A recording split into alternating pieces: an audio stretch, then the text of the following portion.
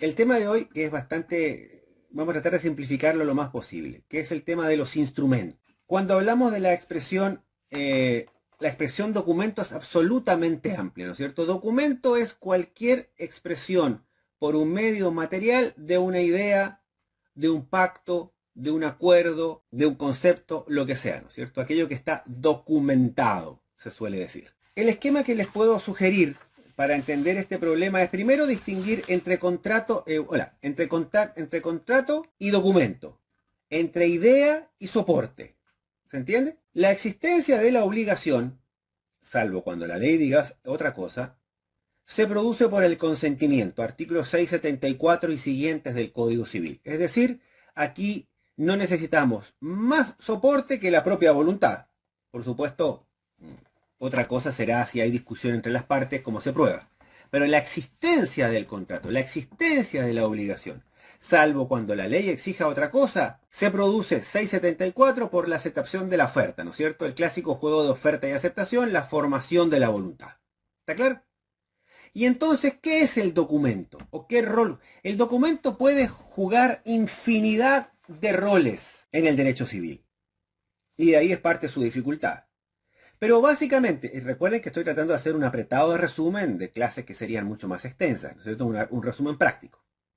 El documento, no la idea obligacional. La obligación existe desde que hay consentimiento, 674.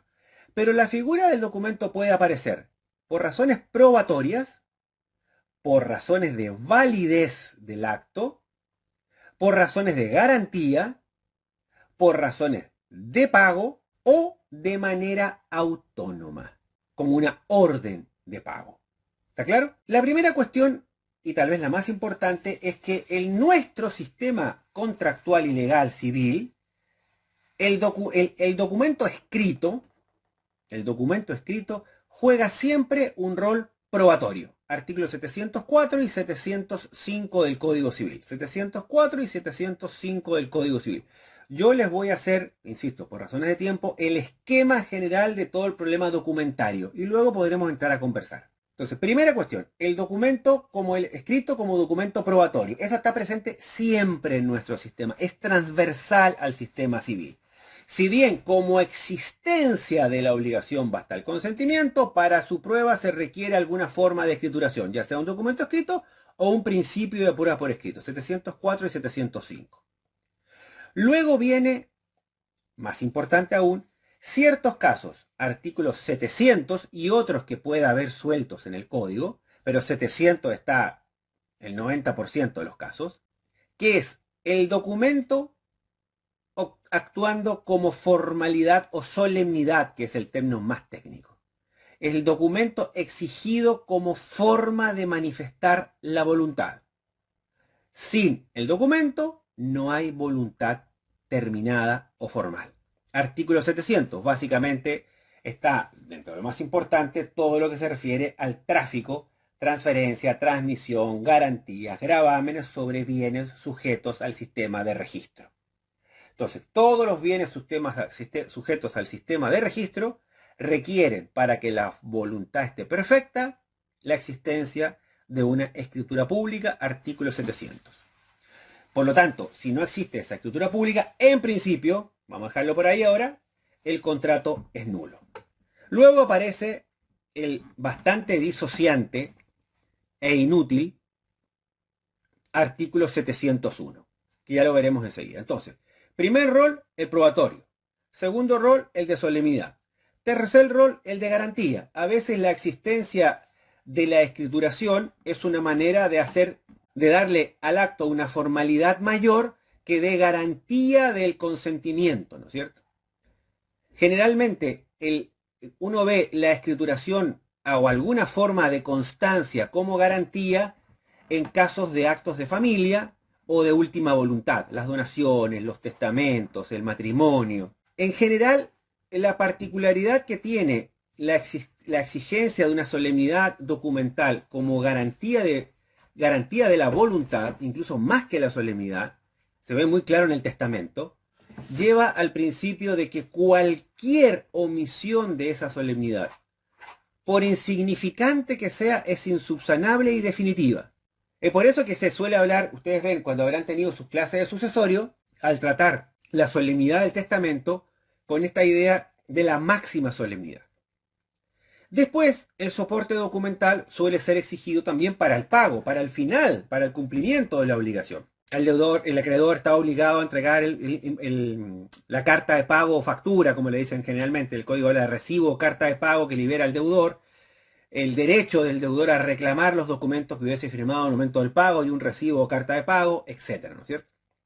Es muy importante el documento para el pago, algo que suele omitirse, ¿no es cierto? Cuando uno paga, a veces toma menos precauciones que cuando asume la obligación, y debería ser al revés. Y finalmente, y los documentos tal vez más importantes desde el punto de vista profesional, los documentos circulatorios. Hay una particularidad en la legislación civil que le da autonomía constitutiva de derechos a ciertos documentos con independencia de la relación obligacional. ¿Se entiende? Aquí al revés, al comienzo decíamos, la obligación existe con independencia del documento, aquí tenemos el documento que existe con independencia de la obligación. ¿Se entiende? Vamos de lo uno a lo otro. Y estos documentos autónomos son un antiguo invento de la humanidad, se atribuye a los templarios allá por el 1200, incluso antes, y seguramente esto ya lo tomaron de los árabes antes, ¿no es cierto? El famoso pagaré.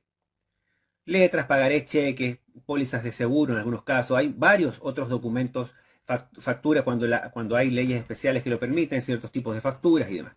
Títulos que circulan con autonomía. ¿Qué significa? Que no importa los eventos que afecten a la obligación principal, el título genera una obligación de pago autónoma. El documento es autónomo. Entonces, para entender el problema de la insuficiencia de los documentos, estoy tratando de resumir brevemente la cuestión. Para entender la cuestión de la insuficiencia de los documentos, tenemos que ir primero al rol del documento. O sea, no podemos hablar en general de la insuficiencia. Tenemos que primero determinar es el rol del documento. Por eso es tan importante. Yo tengo un documento a la mano y digo, bueno, este documento, ¿para qué se confeccionó? ¿Es una solemnidad? ¿Lo hicieron las partes como prueba? ¿Es un documento de un acto garantía, como el testamento o la unión matrimonial?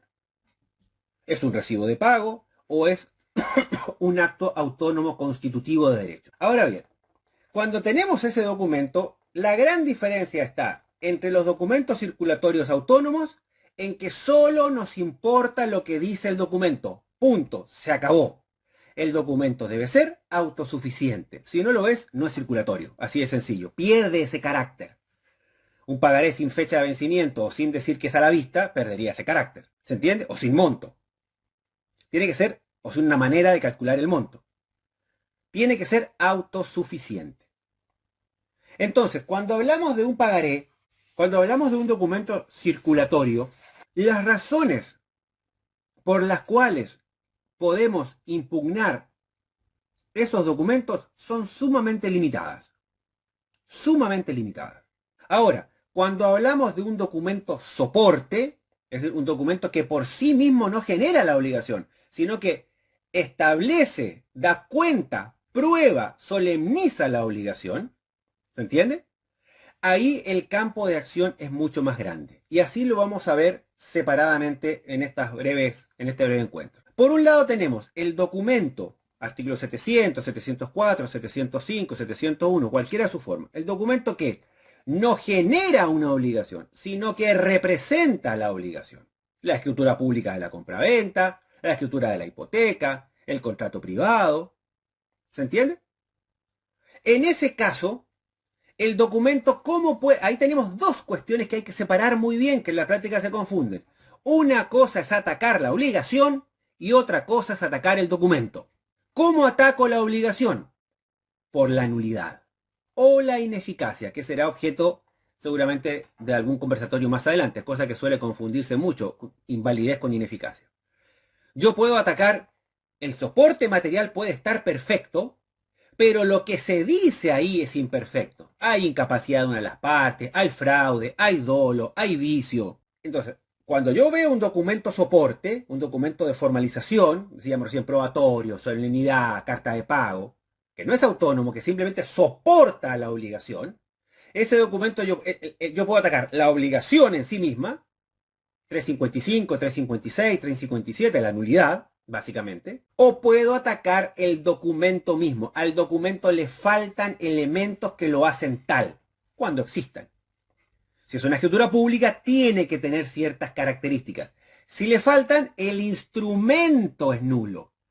Y trae como consecuencia también la nulidad de la obligación, lo que la doctrina denomina la nulidad refleja. El error del documento se refleja en la nulidad de la obligación. ¿Se entiende? Que son cosas distintas. ¿Está claro? Entonces, civilmente hablando, no penalmente, civilmente hablando, el documento puede estar perfecto, pero el contenido de la obligación ser nulo si hay alguno de los vicios de la nulidad de la voluntad. Por otro lado, la voluntad puede ser perfecta, no tener ningún vicio, pero lamentablemente se ha plasmado en un documento que ha fallado en sus formalidades. Y por lo tanto el documento es nulo y produce la nulidad de la obligación. ¿Se entiende claro? Otra cosa totalmente distinta es cuando el documento es autónomo. Porque en el documento autónomo, pagaré, letra, cheque u otro que pudiera existir por leyes especiales, acciones de la bolsa, etc., el documento y la obligación se fusionan. Por eso ese documento circulatorio tiene fuerza ejecutiva, porque documento y obligación son lo mismo. Tiene su propia autonomía. Desde el momento que se firmó el documento circulatorio, ya no importa el destino de la obligación. Ese documento se satisface a sí mismo. Y entonces ese documento que se satisface a sí mismo está destinado simplemente a circular y en algún momento ser pagado. Por eso aparece la regla del artículo 1507 y 1509 del Código Civil. 1507. El poseedor de un título de crédito tiene derecho a la prestación indicada en él. Punto. Fíjense, no dice ni siquiera el dueño, ni el acreedor. ¿Se dan cuenta? No se trata de si es acreedor o no. Si posee o no el título de crédito. Si lo posee, lo cobra. Se acabó. Y después dice el 1509. Quien ha adquirido de buena fe un título de crédito no está sujeto a reivindicación. O sea, no te lo pueden quitar. Y aquí es donde aparece el problema. Muy común en la práctica. Se perdió el documento. Por ejemplo, si se perdió volvamos atrás. Si el documento que es simple soporte se pierde, pues haremos una copia, iremos a la escribanía, iremos al registro, sacaremos otro, no pasa nada. Más que un disgusto administrativo. ¿Se entiende? O un gasto. Y en el peor de los casos podremos probar la obligación de otra vía. Ahora, se nos perdió el título autónomo circulatorio, ¿qué diablo hacemos? En principio, si se perdió y desapareció, nada podremos cobrar. Al destruirse el título, se destruye la orden de pagar. Sin perjuicio que podríamos ir a probar la obligación en un juicio declarativo, es otro cuento. Pero el documento ya no existe como tal, no podemos reconstruirlo, no existe eso. Salvo en algunos casos que la ley expresamente lo permita, como la reconstrucción de un depósito a plazo y demás, ¿no es cierto? Y ahí viene el famoso juicio de privación de eficacia. ¿Qué dice el artículo 1520? Salvo disposición especial de la ley, no se admite la invalidación de los títulos al portador extraviados o sustraídos. Se acabó. No existe la pérdida de eficacia de un título circulatorio, porque no puede existir, porque si no lo tienes en tu poder ya no existe. ¿Se entiende? Si se te perdió o se te extravió, fuiste. El poseedor que lo tenga lo cobrará. Si tienes la suerte de que era la orden, por último nadie lo cobrará. Si era el portador, lo cobrará el portador que lo tenga. Salvo que tengamos la suerte de identificar quién nos robó y hacer el proceso de reivindicación por mala fe del documento mismo. Pero reconstruirlo no es posible. Ya no existe. Salvo que el propio deudor, 1521, salvo que el propio deudor te hiciera otro. Se la jugara, ¿no es cierto? Corriera el riesgo. Fíjense, es más, el que denuncie al emisor el extravío o sustracción de un título al portador y suministre prueba de ello, tendrá derecho a la prestación, pero solo una vez cumplido el plazo de prescripción. Tendremos que esperar que no aparezca nadie, ningún otro portador a cobrarlo, y si después de ese plazo logramos probar que nosotros lo tuvimos legítimamente y lo robaron, lo extraviamos, podremos intentar cobrar la obligación. Pero solo después del plazo de prescripción. Extraordinario. Como en la práctica no se aplica casi nunca. Alfredo dice, tengo una resolución que hizo lugar a la prestación, pérdida de eficacia de un cheque al portador. Es muy común, más de lo que debería, menos hoy que antes, pero todavía sigue siendo común, que los jueces den lugar a la privación de eficacia de documentos extraviados o perdidos. Eso está mal, no porque lo diga el don nadie mío, sino porque lo dice el código. Si el documento es a la orden, o nominativo, como se le suele conocer en la práctica, ahí la situación es menos complicada porque requiere de endoso o cesión de créditos. O sea, el hecho de que se te pierda el instrumento puede ser salvado probando la obligación. No tendremos la acción ejecutiva porque ya no tenemos el documento, pero podremos, si tenemos los otros medios, probar la existencia de la obligación. Y no habrá ningún tercero, aunque se haga materialmente con el documento, que lo pueda cobrar porque requerirá el endoso. Distinto es el caso de un documento cuando, primero, hay una ley especial, como la que permite la reconstrucción de certificados de depósito de ahorro, que hay una ley especial, pero no son títulos circulatorios y son a la orden o nominativo, y los casos de los documentos a la orden o nominativos, en que como requieren endoso, si se me perdió, tendré que iniciar el juicio de prueba de la obligación y podré obtener eventualmente la declaración ordinaria. Pero ahí no hay ninguna pérdida de eficacia que pedir, porque el tercero que me lo robó, si es a la orden o nominativo, no tiene endoso válido y por lo tanto no puede cobrar, no le van a pagar, salvo que el deudor sea un idiota y en ese caso sería su propio dolo. ¿Se entiende? Pero en los documentos al portador no hay pérdida de eficacia. ¿Por qué? Porque si el documento no está en tus manos, no eres el portador. ¿Y qué hago si me lo robaron legítimamente o lo perdieron?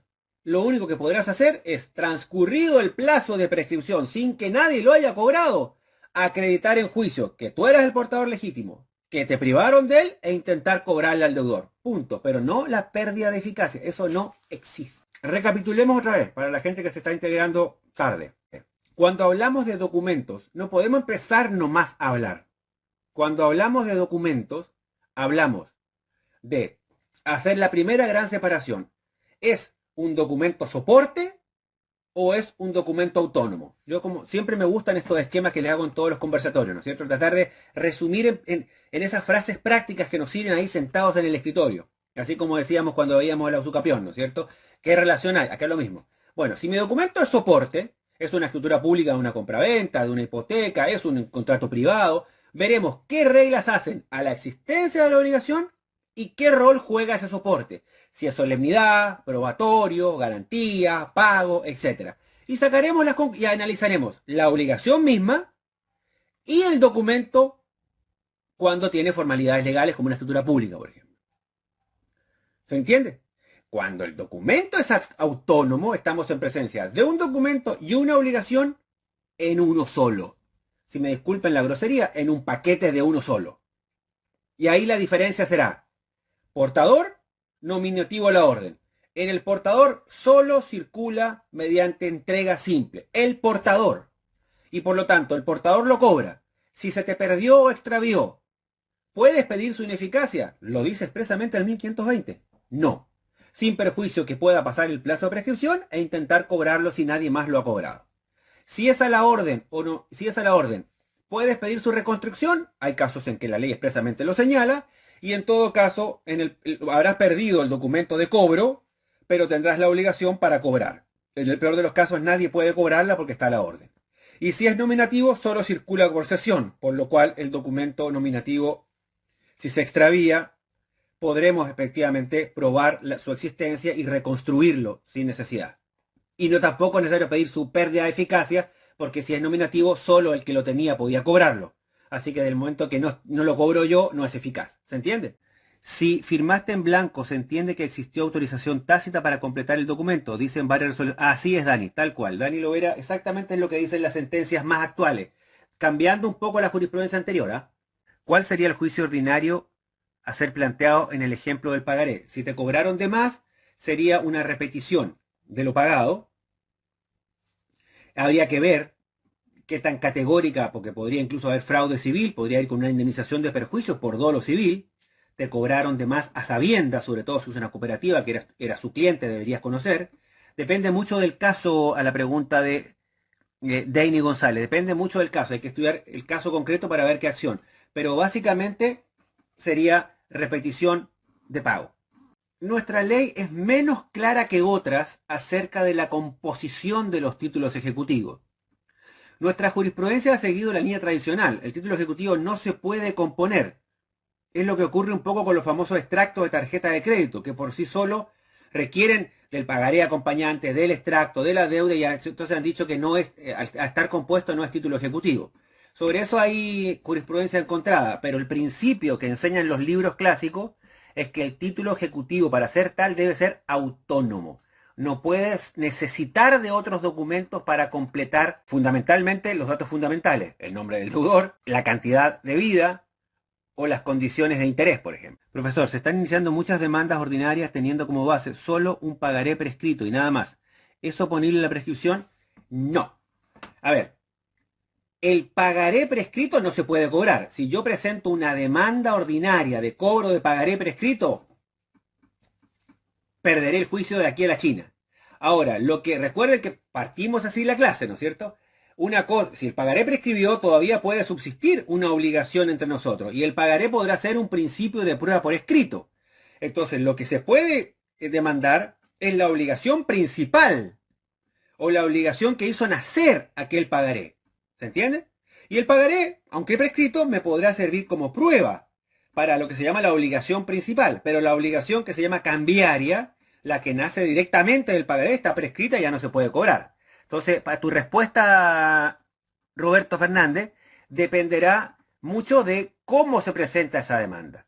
Si cometen el error de pretender cobrar ordinariamente un pagaré, esa demanda debe ser rechazada. Ahora, si lo que cobran es la obligación preexistente entre las dos partes, y el pagaré prescrito es simplemente una prueba más de esa obligación, es perfectamente posible, porque no estamos cobrando la obligación cambiaria, sino la obligación principal que existe entre las partes. La causa fuente, efectivamente, Ángel Recalde, muy bien.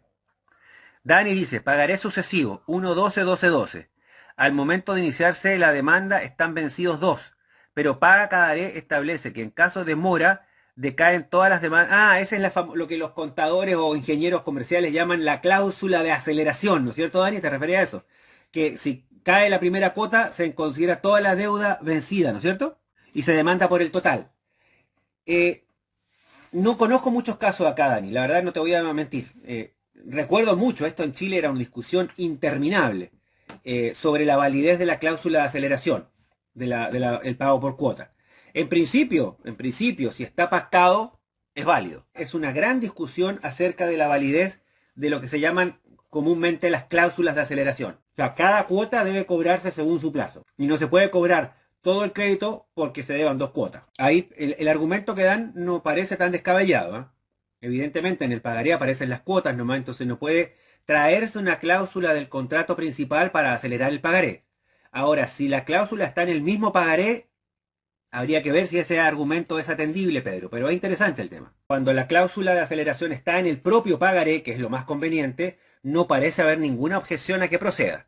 Ahora, obviamente, si la cláusula de aceleración está en un contrato separado del pagaré, es muy dudoso. Yo diría que también en Ciudad del Este no procedería a la aceleración.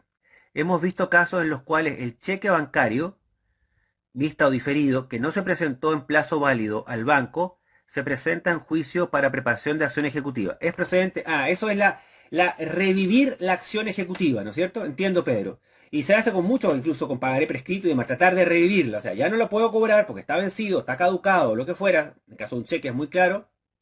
Y lo presento para que reconozcan la deuda y se convierta así en una acción ejecutiva. Es muy discutible revivir una acción ejecutiva. Yo, y ahí sí es mi opinión personal, porque nuestro código es muy flojito en esto, yo estimo que eso no es procedente. No se puede revivir una acción ejecutiva, porque la prescripción es de orden público. Sería una manera de saltarse la prescripción. Yo creo que no, pero entiendo, conozco casos de referencia, tendría que buscar los datos precisos, en que se ha aceptado, es más, es común que se acepte revivir la acción ejecutiva. A mí no me parece que esté correcto. Si no presenté el cheque dentro del plazo de 30 días de la fecha de emisión contra el banco girado, ¿puedo dentro de los 4 años solicitar la ejecución vía preparación de la acción ejecutiva, verdad? Daisy, eso es lo que venimos discutiendo. Yo creo que no. Esa es mi opinión personal. Yo creo que la vía ejecutiva no se puede revivir. Si un documento cambiario caducó, en el caso del cheque, o prescribió en el caso de un pagaré o una letra o similar, para mí no se puede revivir, porque la prescripción es de orden público, ese es mi argumento, no es cambiario, es que la prescripción y la caducidad son de orden público, no la puedo revivir. Claro, es una DEINA, es una orden de pago, pero una orden de pago que tiene un plazo expreso. Y los plazos de caducidad son de caducidad, ya no hay derecho. Entonces, al permitir, esa es mi opinión, obviamente, yo respeto todas las opiniones, para eso estamos conversando. Al intentar, al citar, a reconocer, al revivir, intentar revivir la fuerza ejecutiva, es lo mismo que el plazo no existiera, no tendría sentido el plazo. Claro, pero por ejemplo, el 1742 dice, el portador puede ejercer la acción de regreso contra el endosante, el librador y los otros obligados si el cheque presentado en tiempo útil no fuere pagado, siempre que la negativa del pago conste. O sea, hay ciertas, es una situación muy particular. El portador conserva sus derechos contra el librador aunque el cheque no haya sido presentado oportunamente. O sea, conserva sus derechos, obviamente. El derecho, yo lo entiendo así, el derecho que tiene a cobrar la obligación que le deban, pero no la fuerza ejecutiva. Yo entiendo, es mi opinión, Alfredo, otros pueden tener otra opinión. Yo entiendo, a eso se refiere con que conserva su derecho. Obviamente, si Juan me debe el precio de la casa, me dio un pagaré, pasó el tiempo, no lo cobré, claro que conservo mi derecho a cobrar el precio, pero no a ejecutar un pagaré prescrito. Esa es mi opinión. Obviamente es un tema muy controvertido. Letra y pagaré son básicamente lo mismo, ¿eh?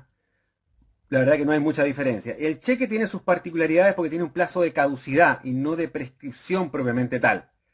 Es distinta la naturaleza. Pero las tres son básicamente lo mismo, órdenes de pago autosuficientes, para hacerlo muy resumido. Profesor, ¿cuáles son los artículos que hablan de la caducidad en el Código Civil?